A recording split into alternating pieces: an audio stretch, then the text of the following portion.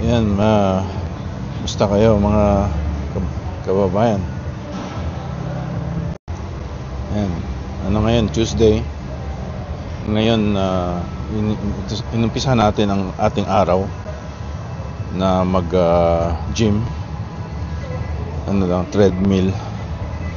Tsaka upper body siguro. Yung mga stretching, tsaka calisthenics, aerobics. Ewan ko anong kaiba ng aerobics sa calisthenics, but yeah, they're both good sa ating katawan. Yan, my setup is GoPro 12 with DJI Mic Mini. Yan, na-try ko to, tinetest ko. May music kaya mamaya na lang.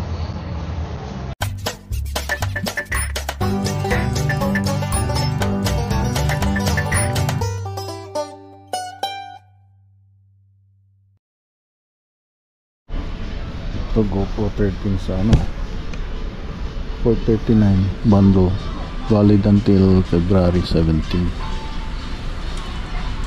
Ayan. Bluetooth, Wi-Fi 5.3, 24.7 megapixel. Yan natin ito. So mas maganda yung DJI yata. So, tingin nyo. Yan, nakalabas na tayo. Dami natin nakain din dun daming samples, pero hindi na ako nagkuha, baka magtanong naman yung mga tao. Ayan 100 to 140. Pinabili si Esme na parang yung ginger, ang lemongrass range. Uno yan, sama tapos yung ito yun iniinom ni Esme. $19, $18.99. Ginger Defense daw. Yan to, 12. Maliliit siya na bote, may deposit kaya pag binalik nyo sa recycle yan, makuha nyo yung deposit, huwag nyo itapon. Yun yung mga bote na babayaran mo, pero pagka binalik mo lang din yung bote yan, tapos ito yung pinapabili niya na toilet paper, $23.99. 30 sheets, 30 rolls pala. Ito naman, nakita ko $9.99, 6 na organic coconut milk daw. Try natin yan. $2 ang isa sa minsan mahal pa nga, $2.97. So binili ko na ito, $7.50. yan. Garlic, parang atsara, pickled atsara. Kasi ito, banana walnut loaf, $9.99. Ayan, tapos nag-croissant tayo, tsaka yung ito, chicken drumstick. Pagka nag-curry ako, nagkata ako sa chicken, nahalo ko rin yung rotisserie, pampadagdag. Tapos yung may $5 off yung drumstick, chicken drumstick, kaya natin binili. Ito, tzatziki. Gusto ni Esme to parang spinach dip, pero yogurt siya. Yan. Tipid-tipid tayo sa Canada dahil may tariff na yung steel saka aluminum. Yung mga premier dito sa Canada nagpuntahan sa Washington DC. Luhod sila kay Trump magmamakaawa ata. Payag akong maging 51st state basta lowering taxes ng citizen, di ba? Tsaka i-keep natin yung ating healthcare here.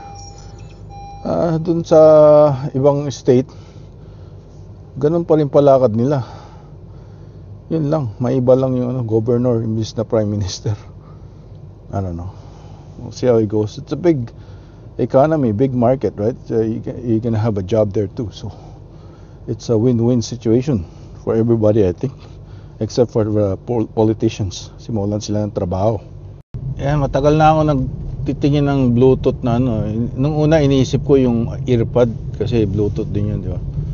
Tapos may mic din siya. Pero nakita ko yung quality niya pagka yung earpod ang kinabit dito sa GoPro 12. Sama ng tunog eh. Yan. Kailan kaya tayo hanggang magtitiis sa lamig? Sa una lang masarap. Yan. Pero pagka dito ka na sabihin natin more than 10 years, sawa ka na. Minsan mga 2 years pa nga lang sawa ka na eh. Yan natin mga pinamili. Sa likod may mga laman kasi, mga boxes yung kaya hindi ko nilagay dun. Okay lang naman dito. Yan. Pagupit tayo mga bayan na yan. Vocal. Ito yung version na gamit ko ang mic. Yan, nagpagupit tayo. Replay. Gamit ang mini mic. Kanina hindi pala naka-on. Testing. Yan. 1, 2, 3. With using the mini mic or mic mini. Appointment tayo ng chiropractor. Aray. Tulas. Nakatanggap ko ng sulat. Yung collective bargaining agreement namin hindi pa nare-renew sa trabaho.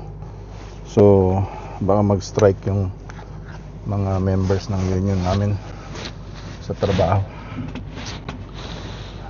Kasi mahigit isang taon nang nag-lapse yung CBA ng 2023 pa yun, March 21. Ayan. Yan ako kayo. Update ko kayo. Ang sunset ngayon, 4:53, mga 5. Tapos the following week, mga tumataas na hanggang 6, 7, 8. Hanggang sa dito 10:30 ang pinaka-peak. June first day of summer is June 21st. Yan yung peak day ng highest peak.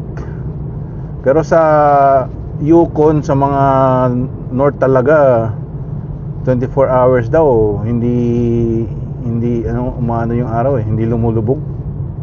Yan, Alaska parang ganun eh. Kasi mataas yung doon eh. Or hindi paikot-ikot lang doon sa yung I guess yung araw. hindi wala sa equator, parang ganun. Sa place ng kaibigan namin. Valentine's Day bukas. Happy Valentine's Day. Siguro ko buksan ko naman ulit. Ako buksan ko naman yung isa sa iyo. Kaya, ano kay Doris? Asan yung kayo? Doon pa? Ito yung kayo doon pa? Hindi, pabukas ka. Ito puti. Ito yung Yung mga samahan ng mga healthcare agent. Si Edralyn. Diba yung inano namin na sinegregate namin na 10 ay na yung white, yung si Esme. Tapos dito tayo sa farm.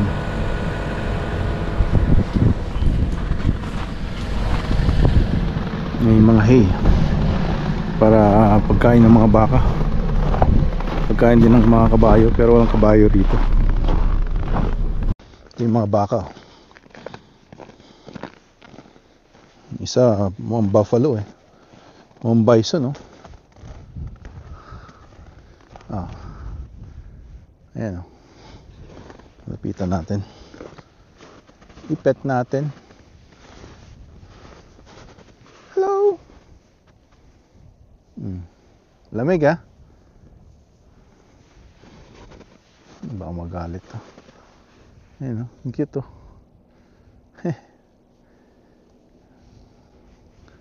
ang ginagawa nila. Ilan to? 1, 2, 3, 4, 5, 6, 7. Bye bye. Good morning. Dito na naman tayo sa ating buhay sa Canada. Ayan, at tayo'y nagatid. Happy Valentine's Day. Yan. Yeah, imbis na dozens roses ang binili ko. Ayun, ginagawa nila. Ang binili ko ay hindi dozens roses, dozen donuts. Para masarap sa kape. Yan ang ating practical na bigas. Yung iba siyempre maganda yung medyo sweet. So yan, donuts. At Buy Canadian, tayo ang team natin, right? So yan yung sabi nila, Buy Canadian. Ang mga gas station ng mga Canadian is yung mga Husky, ganyan. Sabihin na lang natin yung alam nating American, which is Esso. Exxon Valdez yun, Exxon sa US. Tsaka Chevron is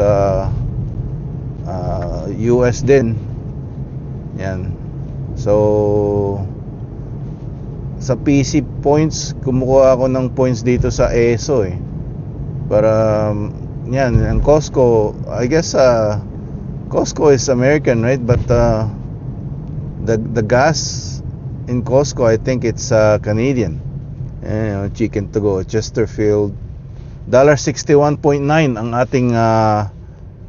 ating gas ngayon, price. Ang nakita ko sa Vancouver is almost $2, 189.9, parang ganun nakita ko sa news o sa article na basa ko. Dito sa sa Prince George medyo mas mura. Yan. So yun, I think the tariffs are already in effect. Yan, at saka nagdo-double down pa rin si si Trump of Canada being the 51st state. So I don't know what's up with that. I think he's well, for me, kung sovereignty ang pag-uusapan, no, right? Because we're a separate country. But kung sa citizens, jobs and stuff lang ang pag-uusapan, I think it's good for the citizens. Kasi we're able to go to the job market down south, right? So we have more options, and yung sabi nga ni Trump, we're gonna have less ang tawag nito, less tax, and the military, more military protection, right? So yun ang ating ang kanyang sinasabi. Tapos in a month, si Carney is magiging na siya, ang kapalit ni Trudeau. I think the last day is today. I think si Chrystia Freeland, and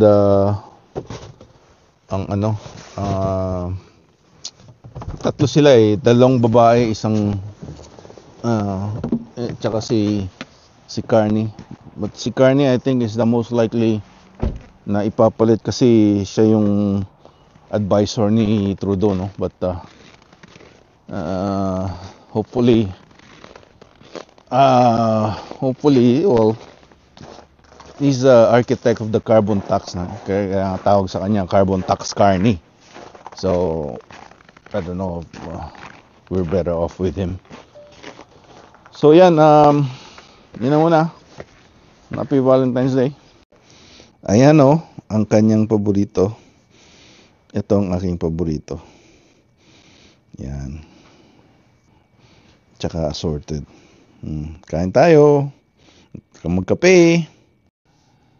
Ayan, mga kababayan, dito na nakuha kong honey.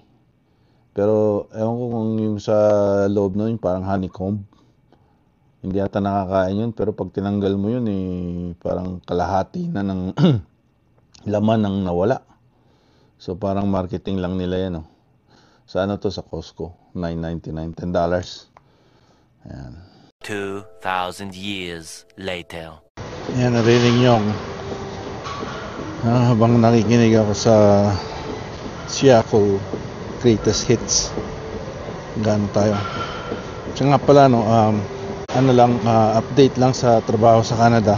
Naka-medical leave ako. While on medical leave, I think mag-i-strike vote kami union namin dahil nga sa ang collective bargaining agreement is nag-lapse na ng almost 1 year na eh. March 2024 nag-lapse. So after that collective bargaining agreement meeting sila no, mga union representative. So ang ano ng kumpanya is palagi daw ang babawasan daw yung sick leave benefits tsaka vacation benefits, right? So and then ang ano pa nila is walang increase nung pagdating na sa monetary, no? So ang union at saka ang grupo hindi talaga papayag kami dahil saan pa para mag-renew ng contract, ano? So ng collective bargaining agreement, kasi walang monetary increase. Ang tataas ng bilihin ngayon after ng pandemic, right? So yeah, we had a meeting last night, and then I think we're gonna have a majority strike vote. So we'll see how that goes. It still remains to be seen kung anong mangyayari sa trabaho natin. But the way it works is there's a strike pay. Stop ang bayad ng kumpanya, pero may strike pay from the union. Yun yung mga pondo na binabayad every pay. Tapos may monthly. It's wala na ng tax pala din yun. Parang yung mga ano rin pala, mga nakukuha mo sa insurance, wala ng tax yung mga ganong mga strike pay. So yun lang. We'll keep you updated dito sa trabaho sa Canada. So yun nga, marami din palang mga union members dito sa North BC. Hindi lang kasi combined units kami. ICBC, yung insurance, auto insurance ng province, is nasa union din namin. BC Hydro, Fortis BC, yung ganyan, no? So brotherhood din ang tawag doon. So sila magsusuporta pag kami ay nag-strike, right? So I don't know kung paano yung picket lines. First time na nangyari naman to sa trabaho ko dito sa Canada. Usually yung mga nakapagtrabaho ako sa kumpanya na walang union sa Ontario, pero yun nga, pag ang financial ng kumpanya hindi maganda, bigla na lang nag-lay off. Yun ang kaibahan, no? So depende kung matagal ka na sa unionize at may seniority ka, yun ang advantage sa mga matagal na. Tsaka tignan mo rin, parang premium yun sa trabaho mo eh. Marami ka nang kinontribute para sa security ng trabaho mo. Pero syempre gagawin mo rin yung mga duties mo, di ba? Hindi yung gagawin mong dahilan para maging tamad ka. Ika nga sabi ng iba, buti ng tamad, huwag lang pagod. Nyek.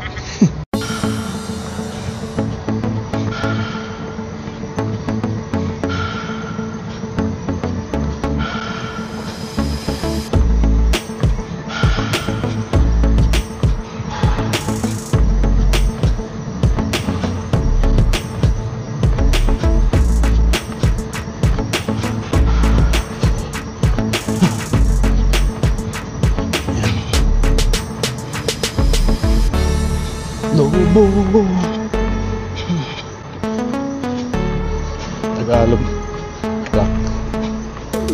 Napakinggan natin. Ano lang, 20 minutes lang sa treadmill. Yan, truth hurts. So pag nagsabi ka ng joke, half truth, no? Kasi ginoke mo pero may katotohanan yun. So sabi ko yan dahil panood ko yung kay sa mga vlogger sa YouTube. Dami nag-ano ata sa kanya, mabash dahil sa mga kinokontra niya kanyang mga bashers, which is engaging, right? As part of engaging. Truth hurts. Yeah, like, normal lang yun. Sabi nga niya you gotta know the name of the game. Pero kasi kanyang kabiyak ang nasasaktan nata. So yeah, you gotta know the name of the game. And may pahabol pa siya na nagsabi na it's only for views, ginagawa niyo yan yung grupo niyo, ganyan. But it's true, right? It's about business. That's how you make money. But if you just get values out of it, then good for you, right? That's why you're watching it. But yung mga nanonood at nagbabash, parang yung value na nakikita niya is like jealousy, right? So may point din siya yung vlogger na huwag nyong kim sa loob yung jealousy, kasi isimba nyo yan, ganyan. Sabi nyo sa pastor nyo yan, yung kung ano yung mga nasa loobin nyo, huwag nyo i-keep yan sa loob. But huwag nyong dalhin sa social media, parang ganun. But that's the way they express themselves too, right? Sa social media. So I don't think he has the right to say that, but just for his own opinion, right?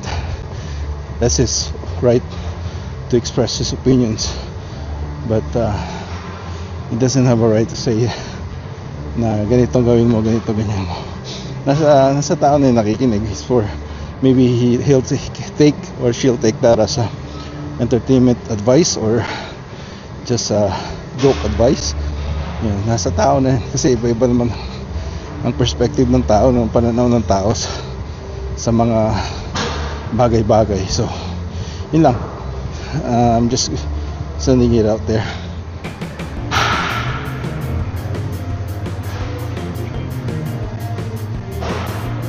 Sa isang lugar di ko maintindihan bakit narito ako sa Canada, napakalamig dahil nandito ang pera, walang trabaho sa pinanggalingang bayan. Yan, tapos na tayo mag-gym. Nagano tayo, nantok tayo dun sa massage chair. Nagano rin ako, nag-sauna. Ang lamig sa sa labas. Ayun, mga kapal ng snow. Hindi ko na tunaw kasi minus hangin. -1 lang naman, pero yung hangin malamig, masakit sa balat. So hanggang dito na lang muna at see you next vlog. Don't forget to like, subscribe and hit the notification bell. Nga pala yung mga sa watch hours, mas marami ang hindi pa subscribe na nanonood kaysa sa mga subscribe. Alright, kung gusto nyo lang naman. Balik tayo sa gym. Tumawag yung gym, naiwan ko yung wallet ko. Na-relax ako masyado sa massage chair, kaya na-drop siguro dun. Buti na lang mabait yung sana hindi nabawasan yung cash, Balik tayo ulit. Susundo na sana ako okay lang malate. Ayan, mukhang nawala yung natin, yung cash natin.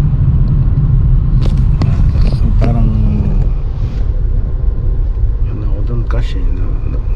Nabawasan. Dito tayo sa ano. Bumili tayo ng hotdog, 150 pa rin. Tapos yung kanilang tawag nito, pepperoni pizza, 12.99 lang. Ang laki. Si ice cream, 289.